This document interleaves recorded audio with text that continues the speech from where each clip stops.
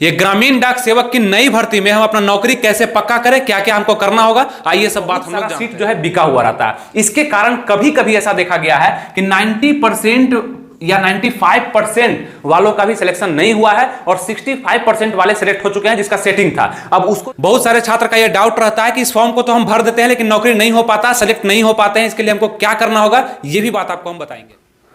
नमस्कार दोस्तों, आनंद study online channel में आप लोग का स्वागत है। तो अभी हम लोग बात करेंगे इंडिया पोस्ट जीडीएस यानी ग्रामीण डाक सेवक के बारे में कि इसका नौकरी आप लोग को कैसे मिलेगा। आप लोग फॉर्म भर देते हैं, बहुत बार आप लोग इसका फॉर्म भी भर चुके होंगे लेकिन आपका सीट कंफर्म नहीं हो पाया होगा और बहुत बार ऐसा भी हुआ होगा शायद आपका डॉक्यूमेंट्स में गलती होने के कारण भी आप सेलेक्ट नहीं हो पाए होंगे। तो बहुत सारा बात आपको हम बताने वाले हैं और इस नई वैकेंसी के बारे में जानकारी भी देने वाले हैं जिसका डेट आपको पता होगा फॉर्म अप्लाई का 22 मई 2023 से लेकर के 11 जून 2023 तक दिया गया है। यानी बहुत कम समय आप लोग को ये फॉर्म को डाल देना चाहिए। अगर आप लोग ये सभी बातों को फॉलो करते हैं और समझते हैं तो ये पूरे वीडियो में आपको समझ में आएगा कि क्या इस फॉर्म को आपको डालना चाहिए और अगर आप डाल दिए हैं तो आपको क्या क्या करना चाहिए, ये सभी चीज बताएंगे। और बहुत सारा चीज आपको इस वैकेंसी से संबंधित बताने वाले हैं, जैसे आपका सैलरी वगैरह होगा, जॉब लोकेशन होगा, वर्क होगा, कि इसमें जो पोस्ट निकला है दो तरह का। जैसे आप देखेंगे एक पोस्ट है बीपीएम का यानी कि ब्रांच पोस्ट मास्टर का और एक पोस्ट है आपका एबीपीएम यानी असिस्टेंट पोस्ट मास्टर। इसमें सबसे अच्छा पोस्ट ये है, मतलब बीपीएम का पोस्ट अच्छा है, काम भी इसका अच्छा है, सैलरी भी इसका अच्छा है। इसके बारे में आपको हम जानकारी देने वाले हैं। सबसे बड़ा कंफ्यूजन जो लोगों में बनता है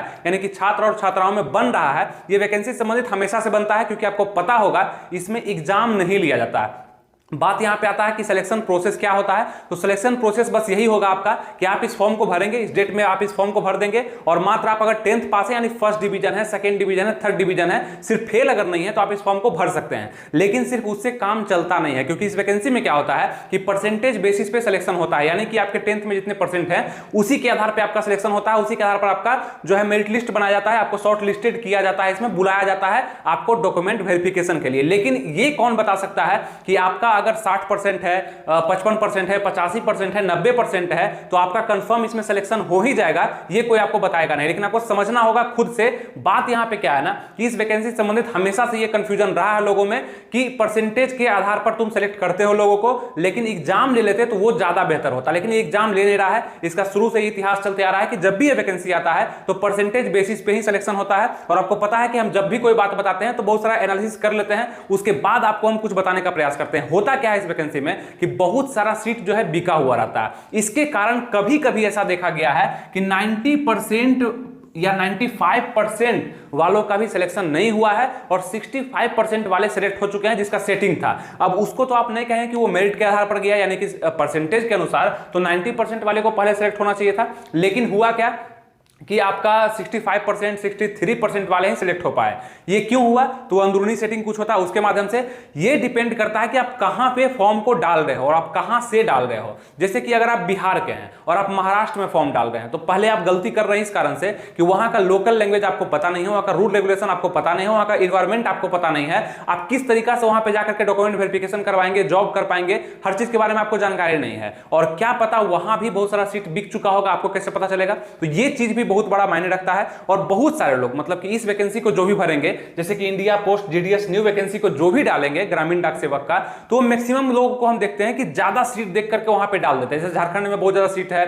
राजस्थान में बहुत ज्यादा सीट है, ठीक है सीट है, डालना ही चाहिए, फॉर्म वहां ज्यादा गिरता ही है। लेकिन अपने सहूलियत के अनुसार भी आप लोग देखिए कि फॉर्म हम लोग कहां भर रहे हैं, वहां का लोकल लैंग्वेज हमको समझ में आता है नहीं आता है, कोई कोई पूछ देगा, मतलब वहां का वातावरण वगैरह सही है कि नहीं है, वहां के लोग कैसे हैं, वहां पर हम एडजस्ट कर पाएंगे कि नहीं कर पाएंगे, ये भी चीज आप देखिए। यानी कि धांधली नौकरी के बाद का बात हम नहीं कर रहे हैं, नौकरी से पहले अगर आप डॉक्यूमेंट वेरिफिकेशन के लिए जाते हैं, हो सकता है कि आपके जगह पे किसी और को सेलेक्ट कर लिया जाए और आपको पता भी नहीं चले, ये चीज का थोड़ा सा दिक्कत होता है। अब बात ये आता है कि इतना दिक्कत को सोच करके इस फॉर्म को नहीं भरे, इससे बेहतर है कि फॉर्म को भरे। क्यों भरे ये बताते हैं। मात्र 100 रुपया लग रहा है, जनरल, ईडब्ल्यूएस, ओबीसी को 100 रुपया, फीमेल को कोई भी रुपया नहीं, और बाकी अदर कोई भी कैटेगरी है सबको 0 रुपया लग रहा है। तो फॉर्म भरने में तो कोई दिक्कत नहीं है, खराबी निकालना चाहिएगा तो हर चीज में आपको कहीं ना कहीं कमी नजर आएगा। लेकिन आपको इसमें लग क्या रहा है, बहुत ज्यादा चीज नहीं लग रहा है। अब बात आता है कि आप लोग कहीं ना कहीं इसमें कई बार अनसेलेक्ट हो चुके होंगे, यानी कि आपको रिजेक्ट कर दिया गया होगा बहुत सारे कारण से, आपका परसेंटेज कम होगा, आपका परसेंटेज के कारण मतलब परसेंटेज ठीक ठाक होगा तो डॉक्यूमेंट में आपका कहीं ना कहीं दिक्कत होगा, इसके कारण मतलब कि आपका मेरिट नहीं बन पाया होगा। ये सब थोड़ा सा समझने के लिए आपको एक काम और करना चाहिए। बहुत सारे लोग फॉर्म भरने टाइम क्या करते हैं कि अपना 10th का जो परसेंटेज मांगा जाता है वो कैसे डालते हैं, जैसे कि आपका होगा कि 70%, 70.55 आपका परसेंटेज होगा, ठीक है। आप जोड़ करके अगर देखेंगे, अगर सपोज करते हैं कि इतना है, तो आप क्या करेंगे, मात्र 70% वहां पे डाल देंगे। और कुछ लोग क्या करते हैं, जो ज्यादा होशियार होते हैं, वो क्या करते हैं 71% डाल देते हैं। ये गलती करते हैं आप, ये कभी नहीं करना चाहिए। एक्चुअल डालना चाहिए, पॉइंट में भी है, यानी कि अगर आपका परसेंटेज 76.03% है तो ये आपको लिखना चाहिए, ना कि 76% लिख करके छोड़ दीजिए या 77 इसको कर दीजिए, ये गलती है। इसके कारण आपका डॉक्यूमेंट वेरिफिकेशन में आप रिजेक्ट हो जाएंगे, ये चीज का ध्यान रखिएगा। अब कुछ लोग जो ज्यादा तेज होते हैं वो क्या करते हैं, परसेंटेज रहता उनका कुछ और है, दे कुछ और देते हैं। जैसा कि 76% आपका है, 76.03 है, वो क्या करेंगे 86.03 कर देंगे। अब इसके कारण होता क्या है, गलती क्या होता है उनसे कि 86.03 कर दिए, जान करके किए कि हमको कम से कम बुला ले, शॉर्टलिस्टेड कर ले। अरे भाई, तो आपका जॉब तो कंफर्म होना नहीं है, डॉक्यूमेंट वेरिफिकेशन में आप रिजेक्ट कर दिए जाएंगे और आप एक लड़के का सीट भी खा जाते हैं क्योंकि आप 86 डाल दिए हैं। तो हो सकता है कि 86.03 का और 0.2 का नहीं हुआ होगा, आपको सिलेक्ट किया गया होगा, शॉर्टलिस्टेड किया गया होगा, लेकिन आपका तो ऐसे भी डॉक्यूमेंट में खत्म हो जाना है, आप तो गलती डाल दिए हैं। और इसके बाद अगर किसी का सही भी 86.02 था, उसका सही भी वो घर बैठ गया, उसको तो बुलाया ही नहीं गया, इस कारण से भी बहुत लोग का दिक्कत हो जाता है। तो आप लोग में से बहुत सारे लोग जो रिजेक्ट हो जाते हैं अच्छे परसेंटेज, अच्छे नंबर रहने के कारण भी, तो हो सकता है उसके पीछे इसका भी हाथ होता है, जो कि गलती फॉर्म जान करके भरते हैं, यानी कि गलत नंबर वहां पे शो कर देते हैं और वो जाते हैं, शॉर्ट लिस्टेड उनको किया जाता है, लेकिन जैसे ही डॉक्यूमेंट वेरीफाई किया जाता है कि डॉक्यूमेंट में तेरा सही है कि नहीं है, वहां पे उसको भगा दिया जाता है, हटा दिया जाता है, यानी कि तुम गलत क्यों किए, है ना। तो कोई भी फायदा उससे होता नहीं है किसी को। तो ये सब बात आपको समझना चाहिए। अब बात आता है कि लड़का और लड़की इस फॉर्म को भरे कि नहीं भरे, तो वो खुद आप सोचिए कि कितना रुपया लग रहा है भरने में, क्या प्रोसेस लग रहा है, इसमें बहुत सारा फॉर्म गिरेगा। इस कारण से, क्योंकि ऑल इंडिया की वैकेंसी है, ठीक है, पूरे भारत लेवल पर भरा रहा है और हर एक स्टेट के लोग कहीं भी डाल सकते हैं, कहीं भी आप फॉर्म अप्लाई कर सकते हैं, यानी कि जहां के लोकल लैंग्वेज से आप परिचित हैं, जानते हैं, आपको नॉलेज है, और वहां फॉर्म आप अप्लाई कर सकते हैं और वहां पे आप जाके सीट बुक भी कर सकते हैं। लेकिन बात यहां पे यह है कि सिलेक्शन होगा कैसे। परसेंटेज कहीं कहीं कोई भी स्टेट में परसेंटेज ज्यादा उठ जाता है, सीबीएसई वालों का परसेंटेज ज्यादा होता है बिहार बोर्ड के मुकाबले, लेकिन ऐसा नहीं है कि सिर्फ सीबीएसई वाले ही सिलेक्ट होते हैं, बिहार बोर्ड वाले, झारखंड बोर्ड वाले, यानी स्टेट बोर्ड वाले सिलेक्ट नहीं होते हैं, ऐसा कुछ भी नहीं है, होते हैं, बहुत लोग होते हैं। लेकिन हाँ, ये हम जरूर कहेंगे कि ये वैकेंसी में क्या होता है कि क्रीमी लेयर को ज्यादा फायदा मिलता है, यानी कि जो क्रीम है, दूध नहीं क्रीम है, यानी ऊपर से, यानी परसेंटेज इनका ज्यादा, उनको ज्यादा चाहता है होने का, और कभी कभी नहीं भी होता है, वो तो संजोग है। तो सबसे पहली बात कि यहां पर जो वैकेंसी निकला हुआ आपका 2 पोस्ट के लिए, बीपीएम और एबीपीएम, इसके बारे में आपको बताया, और इसमें कोई भी एग्जाम आपके लिए नहीं दिया गया है। उसके बाद देखेंगे अप्लाई का जो डेट है वो 22 तारीख से शुरू है, यानी 22 मई से, और 11 जून तक आप इसको अप्लाई कर पाएंगे। एडिट का करेक्शन डेट भी दिया गया है, यानी कोई गलती होता है तो 2-3 दिन का, मतलब 12 से लेकर के 14 जून तक आप लोग इसको एडिट भी कर सकते हैं, उसके बाद नहीं कर पाइएगा। आगे देखते हैं कि इसमें एज कितना मांगा जाता है। देखिए, एज भी काफी ज्यादा दिया गया है। अब यहाँ पे एज का क्राइटेरिया क्या है, अब मैक्सिमम एज रखा गया है 40। अब 40 वर्ष के लोग तो 10th तो कम से कम कर लिए होंगे, 10th कर लिए होंगे, अच्छा परसेंटेज होगा या नहीं होगा, तो दोबारा भी 10th कर लेते हैं ना।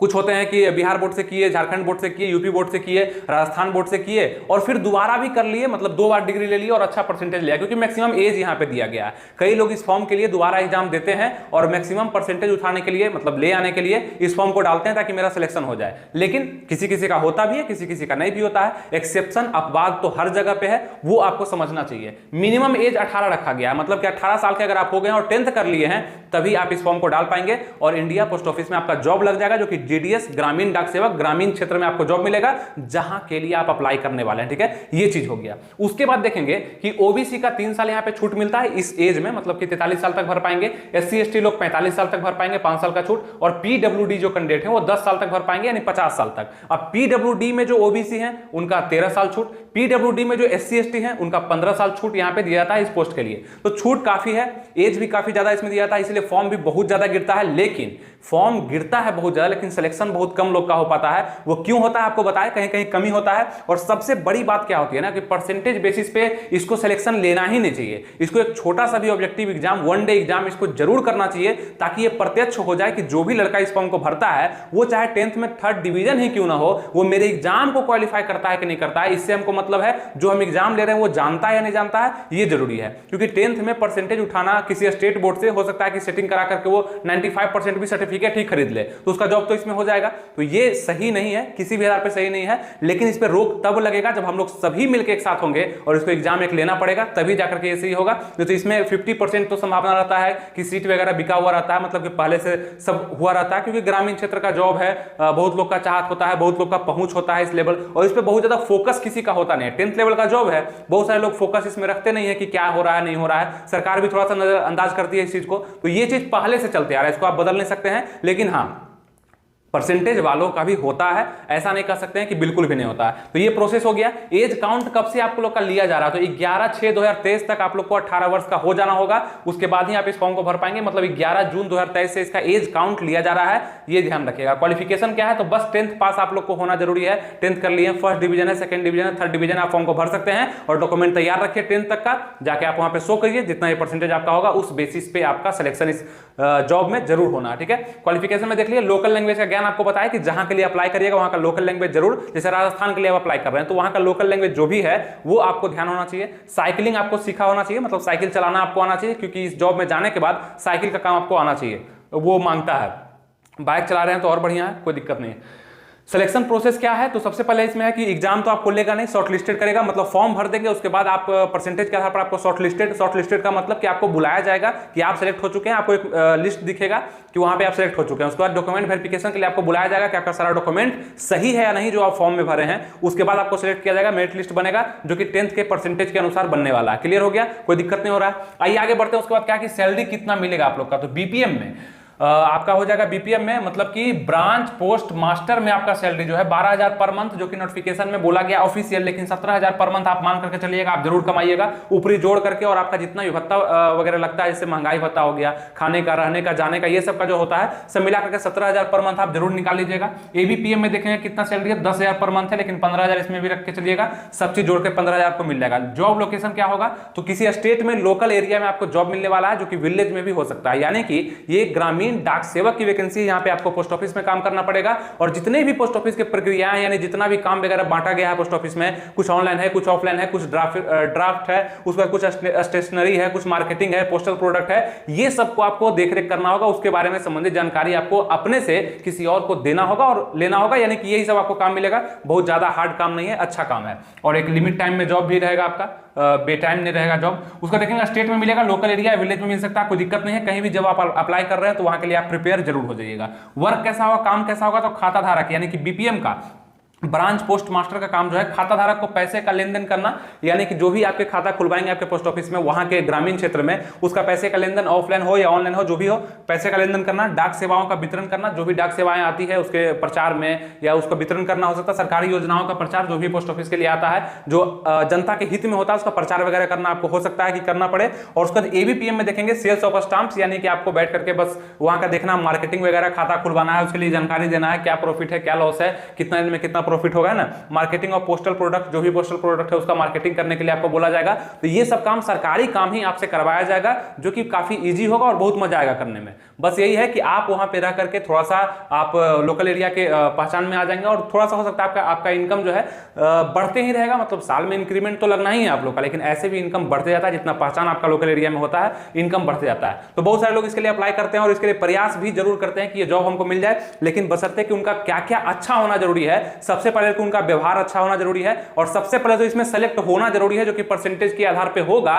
लेकिन ये कोई नहीं बता सकता है कि 65% वाले का नहीं होगा और 95% वाले का हो जाएगा, क्योंकि आपको बताया कि प्रक्रिया में कमी कहां पे है और कहां पे लोग इसका फायदा उठाते हैं। ये चीज आप जरूर समझ पाएंगे मेरे वीडियो से, जो कि आपको समझना चाहिए। लेकिन बात यहां पे ये है कि लक, लेबर, चांस, तीन चीज जब मिलता है तो आपका जॉब जरूर लग जाता है। तो ये आपका चांस मिला है आपको कि इस फॉर्म को भर सकते हैं। थोड़ा सा लेबर ये करना पड़ेगा कि आपको एरिया का जानकारी, यानी जहां आप फॉर्म अप्लाई कर रहे हो वहां पे कैसा एग्जाम वगैरह होता है, डॉक्यूमेंट वेरिफिकेशन में क्या क्या धांधली होता है नहीं होता है, ये, और उसके लक, लेबर और चांस। तो लक क्या होगा कि आपके लक पे डिपेंड करेगा कि आपको बुलाया जाता है शॉर्टलिस्ट के लिए नहीं, या आपका मेरिट बनता है कि नहीं। ये 3 चीजें अगर आपका होता है तो ये जॉब आपको जरूर मिल जाएगा। इसके लिए जरूर आप लोग प्रयास करिए। बहुत ज्यादा प्रक्रिया भी आपको करना नहीं है, बस फॉर्म को भर देना है और उसके बाद इंतजार करना है कि क्या हो रहा है। ऐसा थोड़ी है कि सिर्फ इसी फॉर्म पे आप डिपेंड होंगे, और भी फॉर्म तो भरते होंगे, इसको साथ में भर दीजिए। फ्री में है तो फ्री में तो जरूर डालिए, और 100 रुपया लग रहा है तो इसके लिए आप खुद भी विचार कर सकते हैं कि आपको क्या करना चाहिए। ठीक है, हम जानकारी दिए और भी इस पे स्टेप बाय स्टेप आपको प्रोसेस बताने वाले हैं हम नेक्स्ट वीडियो में कि किस किस प्रोसेस को लेकर के आपका ये पूरा प्रक्रिया को पूरा किया जाएगा और कैसे कैसे स्टेप में इसको बांटा गया है, ये भी बताएंगे। इसके लिए आपको क्या करना पड़ेगा, चैनल जो आनंद स्टडी ऑनलाइन आप देख रहे हैं इसको सब्सक्राइब कर लीजिए, लाइक वगैरह करके शेयर कर दीजिएगा। बस इतना ही करना है, उसके बाद आपके पास जरूर वीडियो पहुंच जाएगा। सबसे पहले जैसे ही हम वीडियो बना देंगे उस पर स्टेप बाय स्टेप जानकारी दे देंगे। जो भी जानकारी मेरी तरफ से जाएगा वो एकदम बेहतरीन होगा, यानी कि आपको समझ में आएगा कि करना क्या है आपको इस जॉब को पाने के लिए और क्या नहीं भी करना है। हर जॉब को आप नहीं पा सकते हैं, सभी के लिए अलग अलग जॉब बना हुआ है। ठीक है, तो आप किसके लिए हैं वो आपको सोचना चाहिए। मेरी तरफ से आपको एक फुल डिटेल जानकारी इस वीडियो में आपको मिला, और भी नेक्स्ट वीडियो का इंतजार करिए, जरूर आने वाला। ठीक है, मिलेंगे फिर आपसे नेक्स्ट वीडियो में। कोई भी दिक्कत आपको इस वीडियो में नहीं हुआ होगा, और नेक्स्ट वीडियो इस पर भी आएगा कि कितना परसेंट है जरूरी, क्यों परसेंटेज के बेसिस पे कहीं कहीं सिलेक्शन कम परसेंटेज वालों का भी हो जाता है, इस पे ही वीडियो आने वाला है। तो इसलिए बोले कि सब्सक्राइब वगैरह कर लीजिएगा, आपके लिए बेहतर होगा। ठीक है, मिलेंगे फिर आपसे नेक्स्ट वीडियो में, तब तक के लिए अपना ख्याल रखिए, तैयारी बेस्ट करते रहिए। थैंक यू, जय हिंद।